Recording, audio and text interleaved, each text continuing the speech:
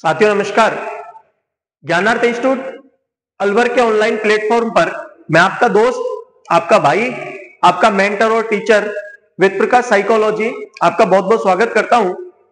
साथियों, पिछले कई दिनों से साइकोलॉजी से संबंधित यूनिट्स को और उनकी वीडियो को लेकर आपके सामने उपस्थित हो रहा हूं। कल हमने आज जो आप वीडियो पढ़ेंगे शाम को, वो वीडियो होगी शिक्षा मनोविज्ञान से संबंधित, अर्थात पिछली जो वीडियो है वो शिक्षा मनोविज्ञान से संबंधित आपने पढ़ी है। इस वीडियो में मैं आपको शिक्षा मनोविज्ञान में ही आगे का जो पार्ट है, जो कल मैंने पढ़ाया था, उससे आगे का जो कंटिन्यू करेंगे और आगे का भाग आपको पढ़ाऊंगा और शिक्षा मनोविज्ञान के टॉपिक को आज कंप्लीट करेंगे।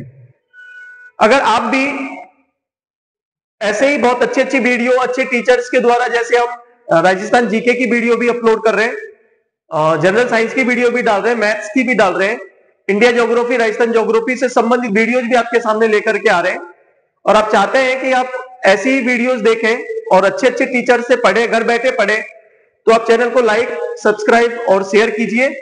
और अगर आपका ऑफलाइन कोचिंग लेने का मन है और आप पूरी तरह से सेटिस्फाई नहीं हो पाते हैं तो आप ऑनलाइन में, तो आप ऑफलाइन के लिए अलवर का सबसे बेहतरीन संस्थान ज्ञानार्थ इंस्टीट्यूट चुन सकते हैं, जहां की बेहतरीन टीम आपको आगे ले जाने के लिए पूरी ताकत लगाती है। हमारा टॉपिक है शिक्षा मनोविज्ञान। कल हमने थोड़ा सा पढ़ लिया था, मैं रिवाइज करा देता हूं। शिक्षा मनोविज्ञान दो विषयों से मिलकर बना है, एक है शिक्षा, दूसरा है मनोविज्ञान। दोनों को हमने जोड़ा और जोड़ करके तीसरा विषय बना दिया शिक्षा मनोविज्ञान। अब जो शिक्षा मनोविज्ञान है, उसके शिक्षा और मनोविज्ञान को जोड़ने वाला तत्व है मानव व्यवहार। शिक्षा मानव व्यवहार की शुद्धि का काम करती है और मनोविज्ञान मानव व्यवहार का अनुभव प्राप्त करने का काम करता है। शिक्षा मनोविज्ञान का केंद्र बिंदु है बालक और शिक्षा और मनोविज्ञान की योजक कड़ी या इन दोनों को जोड़ने वाला तत्व है मानव व्यवहार। फिर हमने पढ़ा था सन 1900 में हर्बर्ट फ्रॉवेल पेस्टालोजी के प्रयासों से शिक्षा मनोविज्ञान अस्तित्व में आया और थॉर्नडाइक, जट, टर्मन, स्टैनले हॉल के प्रयासों से शिक्षा मनोविज्ञान स्वतंत्र विषय के रूप में बिल्कुल अलग हो गया मनोविज्ञान से। ठीक है। फिर हमने शिक्षा के प्रकार पढ़े थे, शिक्षा के उद्देश्य पढ़े थे, कुछ परिभाषाएं, इस तरह से हमने कल के वीडियो में कुछ हिस्सा इस वाले पार्ट का कंप्लीट किया था। जो मैंने कल वीडियो में कंप्लीट कराया है उसी का आज मैं आगे कंटिन्यू करता हूं। ठीक है। लास्ट हमने छोड़ा था शिक्षा के प्रकार पर, और शिक्षा के 3 प्रकार मैंने आपको बताए थे कल। दूसरा होता है अनौपचारिक और तीसरा होता है निरौपचारिक। औपचारिक, अनौपचारिक, निरौपचारिक शिक्षा के 3 प्रकार होते हैं। हम 3 प्रकार से शिक्षा ग्रहण करते हैं, सीखते हैं। औपचारिक से तात्पर्य है जहां पर निश्चित समय हो, निश्चित अवधि हो, अध्यापक विद्यार्थी का प्रत्यक्ष संबंध हो, अर्थात अध्यापक आपसे रोजाना रूबरू होता है, आपके बैठने की निश्चित जगह है, निश्चित सेशन है, पाठ्यक्रम निर्धारित है, पढ़ाने वाले भी हैं, परीक्षाएं भी होती हैं, मूल्यांकन भी होता है। ये सारी विशेषताएं जिस प्रारूप में दिखाई देती हैं उसे हम कहते हैं औपचारिक शिक्षा। और दूसरा है अनौपचारिक। अनौपचारिक में क्या होता है? परिवार, समाज, वातावरण में, अर्थात वातावरण में कोई भी घटना घटी और आपने उस घटना से कोई भी ज्ञान प्राप्त कर लिया या उस घटना को देखकर आपने नया ज्ञान सीख लिया, तो उसे हम कहते हैं अनौपचारिक शिक्षा, जहां पर आपको सिखाने वाला कोई नहीं है, आपको खुद से सीखना है। और सीखना किससे है? घटने वाली घटनाओं को देख करके। मैं एक्टिवा लेके जा रहा था एक दिन, बारिश का मौसम शुरू हुआ और मैं तेज गति में एक्टिवा चलाने लगा जिससे जल्दी घर पहुंच जाऊं। मेरी बगल में से एक दूसरा व्यक्ति बाइक लेकर निकला और जैसे ही वो थोड़ा सा आगे पहुंचा उसकी बाइक स्लिप हो गई। चूंकि वो मुझसे भी तेज गति में था और उसकी बाइक जैसे ही फिसली, उसकी बाइक के फिसलते ही विश्वास कीजिए मेरी एक्टिवा की स्पीड कम हो गई। ऐसा क्यों हुआ? तो आप समझ गए होंगे, जैसे ही मैंने उसको देखा कि वो पटक खा गया, वो फिसल गया, उसके हाथ में लग गई, पैर में लग गई, तो जो उसके साथ हुआ है वो मेरे साथ भी हो सकता है। इसीलिए मेरी एक्टिवा की स्पीड उस व्यक्ति को देखते ही ऑटोमेटिक क्या हो गई? कम। इसका मतलब कौन सी शिक्षा मैंने प्राप्त की? अनौपचारिक। मैंने अनौपचारिक रूप से सीखा। उसने खुद को इसलिए नहीं गिराया कि मुझे सिखा सके, वहां घटना घटी और मैंने सीख लिया। ठीक है। तीसरा है निरौपचारिक। निरौपचारिक में क्या होता है? कुछ विशेषताएं औपचारिक की हैं और कुछ विशेषताओं का अभाव है। कुछ विशेषताएं औपचारिक की है, मीन्स जैसे परीक्षाएं हैं, प्रमाण पत्र है, मूल्यांकन है, सेशन की अवधि भी होती है, लेकिन पढ़ाने वाला कोई नहीं होता, आपके बैठने का निश्चित स्थान नहीं होता, आपकी कोई आने की जाने की कोई समय की सीमा नहीं है, आप अपनी मर्जी अनुसार अपनी सुविधा अनुसार अध्ययन कर सकते हैं। कहने का मीन्स शिक्षा के 3 प्रकार हमने पढ़े थे और 3 प्रकार में औपचारिक, अनौपचारिक, निरौपचारिक पिछले वीडियो में हमने कंप्लीट किया था। आज उससे आगे इस टॉपिक को लेकर के चलते हैं और इस टॉपिक को पूरा करते हैं और आपको अच्छे से अच्छा और सरल से सरल रूप साइकोलॉजी का मैं दिखाने और सिखाने की कोशिश करूंगा। आपने बहुत सारी वीडियो बहुत सारे टीचर्स की देखी होंगी, लेकिन मेरी कोशिश है कि आपको सरलतम रूप में इस कठिन से कठिन बातों को भी, इस विषय की मैं आपको बहुत आसानी से सिखाने और समझाने की कोशिश करूं। ठीक है, चलिए आगे कंटिन्यू करते हैं जो कल छोड़ा था उसी में। आगे हम पढ़ते हैं शिक्षण प्रक्रिया। ठीक है, शिक्षण प्रक्रिया। अब शिक्षण प्रक्रिया क्या होती है? तो शिक्षा प्रदान करने की प्रक्रिया में अध्यापक के द्वारा, शिक्षा प्रदान की प्रक्रिया में अध्यापक के द्वारा प्रदर्शित किया जाने वाला व्यवहार, कहने का मीन्स जब टीचर आपको सिखाता है और वो जो व्यवहार प्रदर्शित करता है उस व्यवहार को हम कहते हैं शिक्षण। शिक्षा की प्रक्रिया में अध्यापक द्वारा प्रदर्शित किया जाने वाला व्यवहार क्या कहलाता है? शिक्षण। अध्यापक द्वारा प्रदर्शित किया जाने वाला व्यवहार शिक्षण कहलाता है। और शिक्षा की प्रक्रिया में शिक्षार्थी द्वारा यानी विद्यार्थी द्वारा प्रदर्शित किया जाने वाला व्यवहार क्या कहलाता है? अधिगम। कहने का तात्पर्य शिक्षा की प्रक्रिया में टीचर सिखाने का काम करता है और शिक्षा की प्रक्रिया में विद्यार्थी, शिक्षार्थी सीखने का काम करता है। इसीलिए शिक्षा की प्रक्रिया में अध्यापक के द्वारा, शिक्षक के द्वारा जो व्यवहार प्रदर्शित किया जाएगा उसे कहेंगे शिक्षण, और उसी प्रक्रिया में जो व्यवहार शिक्षार्थी के द्वारा प्रदर्शित किया जाएगा उसे हम बोलेंगे अधिगम, अर्थात सीखना। और शिक्षण मतलब सिखाना। इसका मतलब शिक्षा जो प्रक्रिया है उसमें शिक्षण भी होता है, अधिगम भी होता है, सीखना भी होता है, सिखाना भी होता है। ठीक है, भारतीय दृष्टिकोण यानी हमारे प्राचीन काल के शिक्षाविद जब गुरुकुल आश्रम चलते थे, और जॉन एडम्स दार्शनिक हैं, विद्वान हैं, शिक्षाविद हैं, भारतीय दृष्टिकोण और जॉन एडम्स कहते हैं शिक्षा द्विमुखी प्रक्रिया है, अर्थात शिक्षण द्विमुखी प्रक्रिया है। द्विमुखी प्रक्रिया है और दोनों होते हैं इसमें, एक तो होता है शिक्षक और दूसरा होता है शिक्षार्थी। टू वे प्रोसेस है और दोनों ही एक दूसरे से जुड़े हुए हैं। शिक्षा कैसी प्रक्रिया है? द्विमुखी प्रक्रिया है। एक तो होता है शिक्षक और दूसरा होता है शिक्षार्थी, और इन दोनों से मिलकर शिक्षा की प्रक्रिया आगे बढ़ती है। क्योंकि प्राचीन काल में गुरुकुल आश्रम होते थे जहां गुरु शिष्य परंपरा थी, गुरु होते थे और शिष्यों को ज्ञान प्रदान करते थे।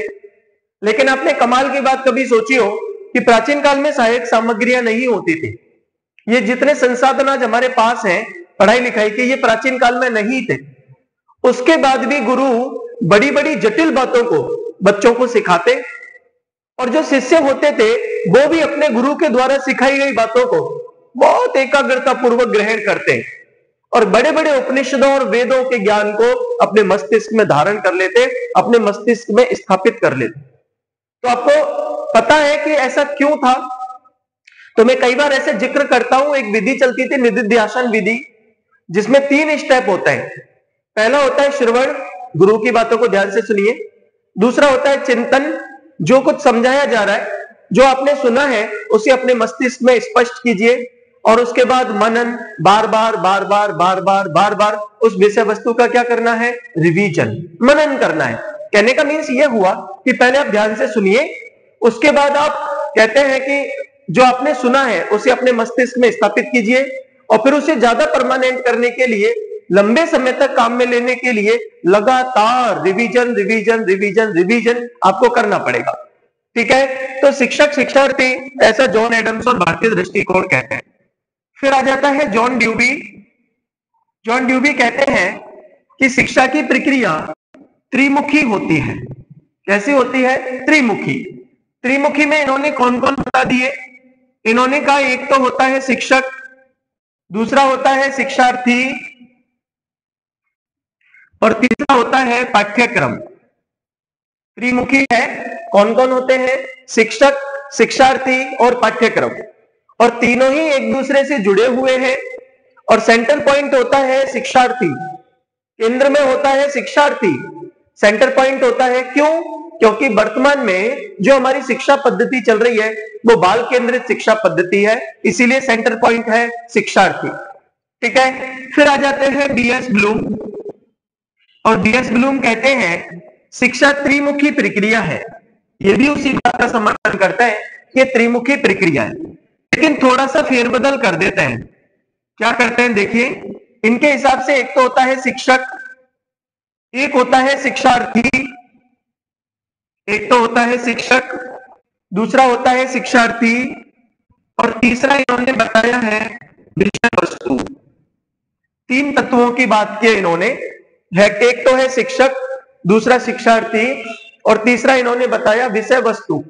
इसका मतलब जॉन ड्यूबी कहते हैं पाठ्यक्रम, पाठ्यक्रम तो कंप्लीट होता है, ठीक है, जिसमें सारे सिलेबस सब कुछ आता है, गणित भी है, विज्ञान भी है, हिंदी भी है। लेकिन बीएस ब्लूम कहते हैं कि पाठ्यक्रम नहीं, विषय वस्तु। और विषय वस्तु इसलिए क्योंकि प्रत्येक टीचर अपनी विषय वस्तु पढ़ाता है। साइंस वाले सर साइंस, हिंदी वाले हिंदी, गणित के गणित, साइकोलॉजी के साइकोलॉजी पढ़ाते हैं, ना कि एक ही टीचर सारे सब्जेक्ट। तो बीएस ब्लूम ने कहा त्रिमुखी है, लेकिन उसमें शिक्षक, शिक्षार्थी और विषय वस्तु को शामिल किया है बीएस ब्लूम ने। एनसीएफ 2005 आपने पढ़ा होगा, तो एनसीएफ 2005 नेशनल करिकुलम फ्रेमवर्क, राष्ट्रीय पाठ्यचर्या योजना 2005, और राष्ट्रीय पाठ्यचर्या योजना 2005 में बताया गया है कि शिक्षण प्रक्रिया में 3 चर होते हैं, मतलब 3 तत्व होते हैं, 3 एलिमेंट्स होते हैं जिनके माध्यम से शिक्षा की प्रक्रिया अथवा पढ़ने पढ़ाने की प्रक्रिया संपन्न होती है। 3 चर में पहला है स्वतंत्र चर, स्वतंत्र चर, ठीक है। दूसरा इन्होंने कहा मध्यस्थ चर, और तीसरा इन्होंने बताया आश्रित चर। अब हमें पता करना है कि स्वतंत्र चर कौन है, मध्यस्थ चर कौन है और आश्रित चर कौन है। स्वतंत्र चर है शिक्षक, ठीक है। मध्यस्थ चर है पाठ्यक्रम, जो इन दोनों को जोड़ने का काम करेगा, ठीक है। और आश्रित चर होता है शिक्षार्थी, मतलब विद्यार्थी। स्वतंत्र चर शिक्षक है, अपनी इच्छा अनुसार पढ़ाने का प्रयास करता है। मध्यस्थ चर पाठ्यक्रम है, जो दोनों को जोड़ने का काम करता है। और आश्रित चर शिक्षार्थी है, जो इन दोनों पर निर्भर है। तो हम जो पढ़ रहे हैं वो है शिक्षण प्रक्रिया। शिक्षा की प्रक्रिया में अध्यापक द्वारा प्रदर्शित किया जाने वाला व्यवहार शिक्षण कहलाता है, और शिक्षार्थी द्वारा प्रदर्शित किया जाने वाला व्यवहार अधिगम कहलाता है। भारतीय दृष्टिकोण या जॉन एडम्स के अनुसार शिक्षा द्विमुखी प्रक्रिया है, शिक्षक और शिक्षार्थी दोनों से मिलकर आगे बढ़ती है। जॉन ड्यूबी के अनुसार त्रिमुखी है, शिक्षक, शिक्षार्थी और पाठ्यक्रम। फिर बीएस ब्लूम आ गए, उन्होंने कहा शिक्षक, शिक्षार्थी और विषय वस्तु। उसके बाद एनसीएफ 2005 कहता है शिक्षण प्रक्रिया में 3 चर होते हैं। 2016 का रीट L1 प्री का पेपर देखेंगे तो यहां से एक प्रश्न मिलेगा आपको। उन्होंने कहा स्वतंत्र चर शिक्षक, मध्यस्थ चर पाठ्यक्रम और आश्रित चर होता है शिक्षार्थी, ठीक है। इसके बाद कुछ, अच्छा, जो शिक्षा मनोविज्ञान है वो टीचर के लिए क्यों उपयोगी है, शिक्षा मनोविज्ञान क्या उपयोग में, शिक्षा मनोविज्ञान का क्या उपयोग है। और दूसरी बात, शिक्षा मनोविज्ञान के बिना कोई टीचर वास्तव में परिपूर्ण क्यों नहीं हो पाता। बिना शिक्षा मनोविज्ञान की नॉलेज के टीचर परिपूर्ण क्यों नहीं होता। तो इसका मतलब कि शिक्षक के लिए शिक्षा मनोविज्ञान की उपयोगिता क्या है, टीचर के लिए क्यों उपयोगी है शिक्षा मनोविज्ञान का ज्ञान, शिक्षा मनोविज्ञान आना क्यों जरूरी है श्रेष्ठ शिक्षक बनने के लिए? तो पहला पॉइंट उपयोगिता का, कि टीचर के लिए क्या उपयोगी है ये पहला पॉइंट है। स्वयं की तैयारी में सहायक, स्वयं की तैयारी में सहायक, स्वयं की तैयारी में सहायक मतलब अच्छा टीचर वही है जो रोजाना नियोजन करके आए, पढ़ाने से पहले खुद पढ़ के आए, अपने कंसेप्ट को मजबूत करके आए, रिवीजन करके आए। और कहते भी हैं एक जलता हुआ दीपक ही दूसरे दीपक को जला सकता है, ठीक है। अर्थात जो खुद अध्ययनरत है, जो खुद पढ़ रहा है, वो ही अच्छा करा सकता है, वो ही अच्छा सिखा सकता है, दूसरे बच्चों को अच्छी बातें बता सकता है।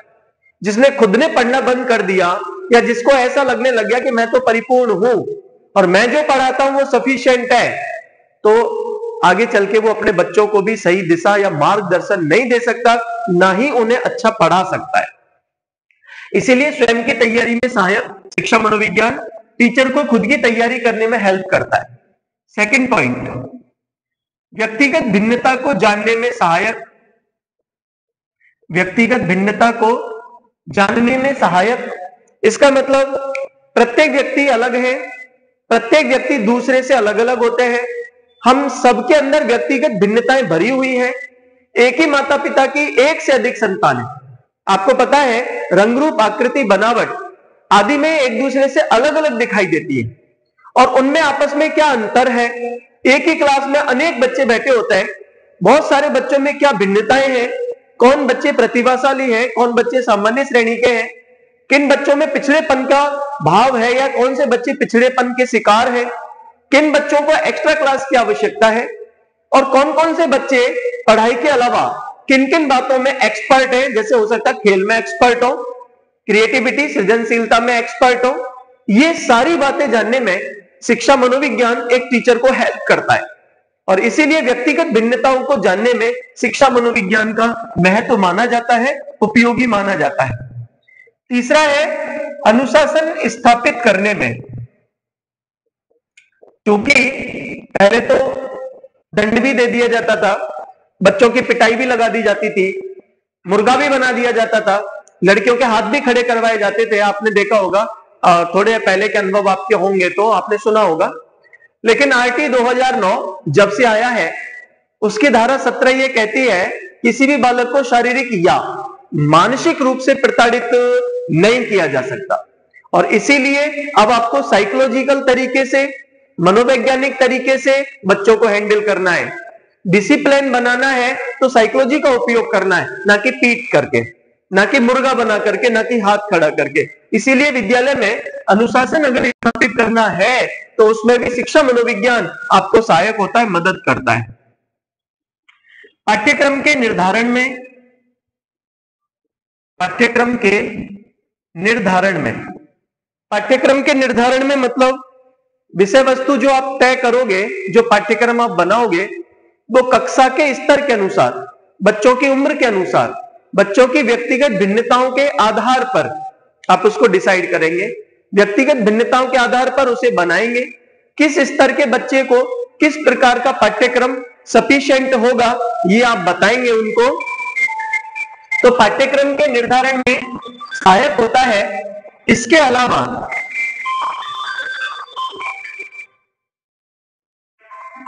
पाठ्यचर्या के निर्माण में, पाठ्यचर्या के निर्माण में भी आपको सहायता करता है। पाठ्यचर्या के निर्माण में कैसे सहायक होता है? अच्छा, पहले ये समझिए पाठ्यक्रम और पाठ्यचर्या में क्या अंतर होता है। पाठ्यक्रम और पाठ्यचर्या में क्या अंतर होता है ये समझिए आप। पाठ्यक्रम नाम से पता चल रहा है, पाठों का क्रम, मतलब पढ़ाई पढ़ाई पढ़ाई, ठीक है, केवल और केवल किताबी ज्ञान जो आपके सिलेबस में। लेकिन पाठ्यचर्या क्या है? पूरे सेशन में, जिसे हम करिकुलम कहते हैं, इसको कहते हैं सिलेबस और इसको कहते हैं करिकुलम।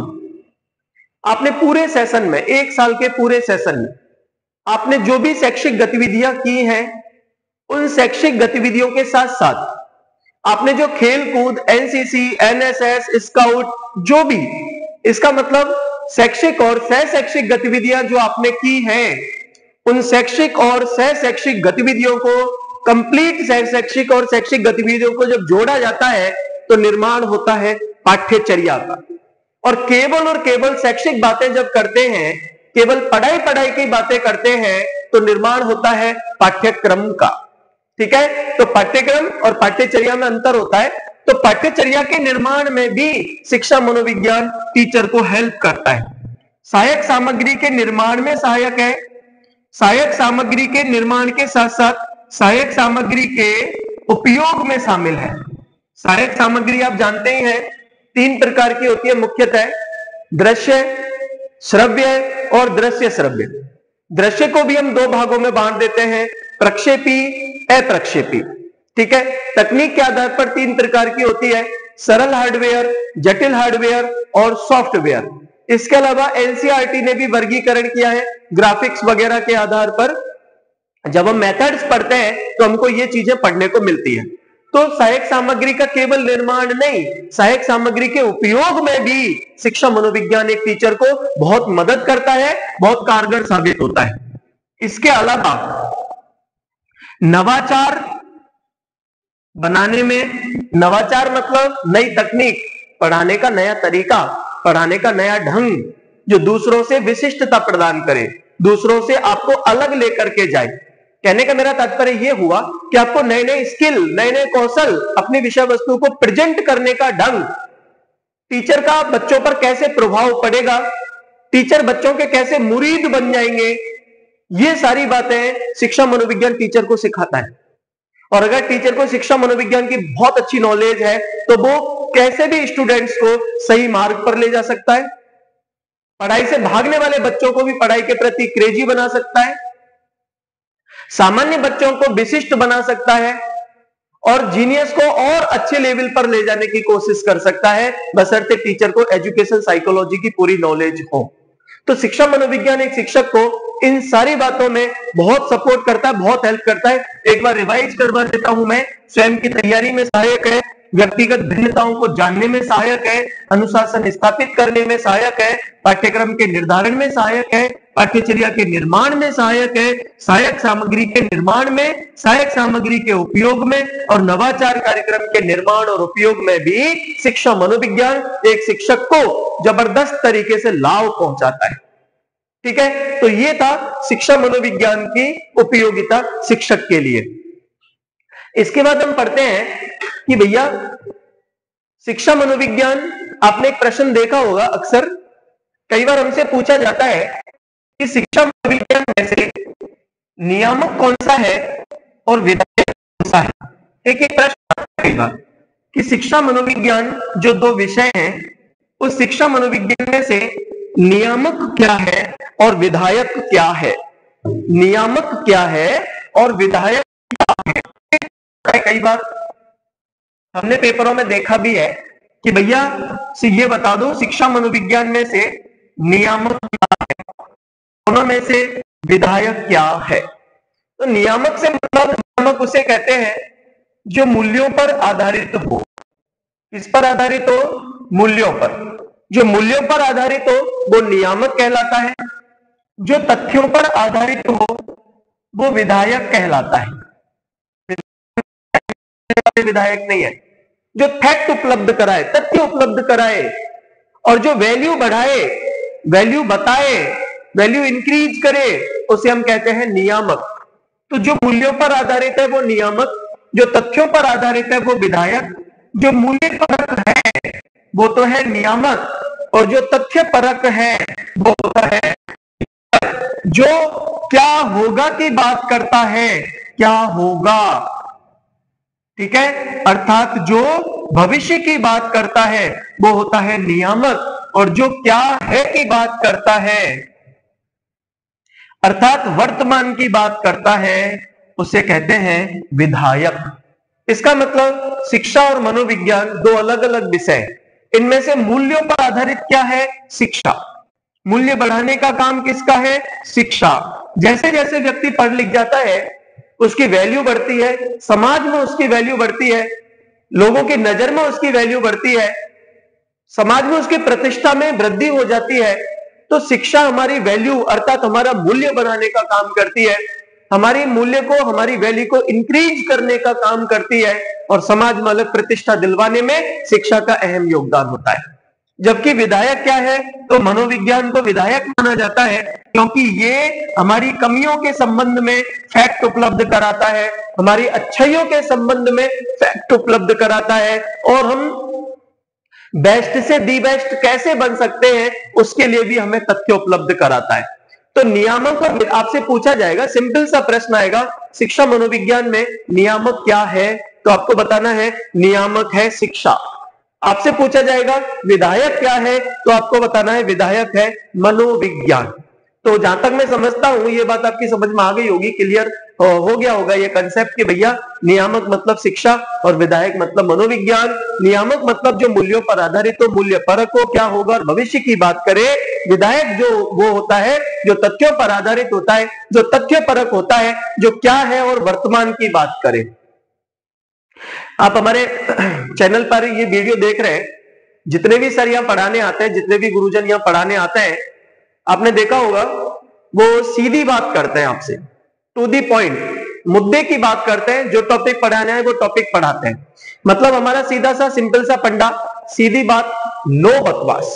ठीक है, मतलब आपके समय की वैल्यू समझते हैं और आपको ज्यादा से ज्यादा कम समय में ज्यादा से ज्यादा टॉपिक, ज्यादा से ज्यादा मैटर कराने की कोशिश प्रत्येक टीचर इस चैनल पे कर रहे हैं। तो थोड़ा सा आप सपोर्ट करेंगे तो हमारा भी मनोबल बढ़ा रहेगा। ठीक है, और अपने साथियों को बताएं, शेयर कीजिए, अपने साथियों को बताइए जिससे वो भी इसका लाभ ले सके। परिभाषाएं देख लेते हैं एक बार, शिक्षा और शिक्षा मनोविज्ञान से संबंधित कुछ परिभाषाएं। जैसे रूसो की बात करते हैं, रूसो ने कहा है शिक्षा ही जीवन है। क्या है? शिक्षा ही जीवन है। कौन कह रहा है ऐसे? रूसो। इसके अलावा जैन दर्शन ने बताया है, जैन दर्शन या जैन धर्म, वो शिक्षा के बारे में कहते हैं शिक्षा मोक्ष प्राप्ति का साधन है। किसका साधन है? मोक्ष प्राप्ति का साधन है। विवेकानंद कहते हैं शिक्षा अंतर्निहित योग्यताओं की, अंतर्निहित योग्यताओं की पाती है। शिक्षा मनोविज्ञान के बारे में स्किनर कहते हैं शिक्षा मनोविज्ञान शैक्षिक परिस्थितियों में, शिक्षा मनोविज्ञान शैक्षिक परिस्थितियों में मानव व्यवहार का अध्ययन करता है। कहने का तात्पर्य यह है कि जब आप पढ़ाई लिखाई कर रहे, आप एजुकेशन ले रहे, उस समय आपका व्यवहार कैसा है, आपकी पढ़ने की गति कैसी है, आप किस हिसाब से अपने आप को प्रिपेयर कर रहे हैं, आपका लक्ष्य क्या है, उद्देश्य क्या है, आप क्यों पढ़ना चाहते हैं या किस तरीके से आपके पढ़ने का ढंग है, आपको कौन सा तरीका पढ़ाई में बेस्ट लगता है। तो और शैक्षिक परिस्थिति मतलब यदि आपके पास संसाधनों का अभाव है, उसके बाद भी आप लगातार मैदान में डटे हुए हैं, पढ़ाई कर रहे हैं, तो क्यों ऐसा आपके द्वारा व्यवहार प्रदर्शित किया जा रहा है। इन सारी बातों का अध्ययन मनोविज्ञान, शिक्षा मनोविज्ञान के द्वारा किया जाता है, ऐसा स्किनर का मानना है। क्रोइनक्रो कहते हैं, आपने एक चीज नोटिस की होगी, ऐसा कोई टॉपिक ही नहीं है जहां क्रोइनक्रो ने अपने पैर नहीं फंसा रखे हो। क्रोइनक्रो जरूर अपनी बात कहीं ना कहीं आकर के कह ही देता है। ठीक है, क्रोइनक्रो कहते हैं शिक्षा मनोविज्ञान जन्म से लेकर, कब से लेकर? जन्म से। शिक्षा मनोविज्ञान जन्म से लेकर वृद्धावस्था, जन्म से लेकर वृद्धावस्था तक के अनुभवों की व्याख्या व विवेचन करता है। ठीक है, जन्म से लेकर वृद्धावस्था तक के अनुभवों की व्याख्या व विवेचन करता है। क्या? शिक्षा मनोविज्ञान। शिक्षा मनोविज्ञान जन्म से लेकर वृद्धावस्था तक व्यक्ति ने क्या अनुभव प्राप्त किए, उसने क्या सीखा, बचपन से लेकर आज तक, जन्म से लेकर आज तक उसके व्यवहार में लगातार क्या क्या परिवर्तन आए, इन सारी बातों का अध्ययन शिक्षा मनोविज्ञान के तहत किया जाता है। और शिक्षा मनोविज्ञान हमको बताता है कि जन्म के समय से लेकर के आज तक व्यक्ति के व्यवहार में लगातार कैसे परिवर्तन आया है। ये सारी बातें जिस विषय पर बताई जाती है उस विषय को हम कहते हैं शिक्षा मनोविज्ञान। तो साथियों, ये हमारा छोटा सा टॉपिक था जो कल का मैंने आपको पढ़ाया था, उससे आगे मैंने कंटिन्यू किया है और शिक्षा मनोविज्ञान का ये टॉपिक हमारा कंप्लीट होता है। आगे मैं आपको अगले वीडियो में एक नया टॉपिक अधिगम बुद्धि व्यक्तित्व समायोजन एनसीएफ 2005 क्रियात्मक अनुसंधान आरटी 2009 कोई भी जो हमारे सिलेबस के अकॉर्डिंग है मैं आपके सामने लेकर के उपस्थित होऊंगा। Thank you.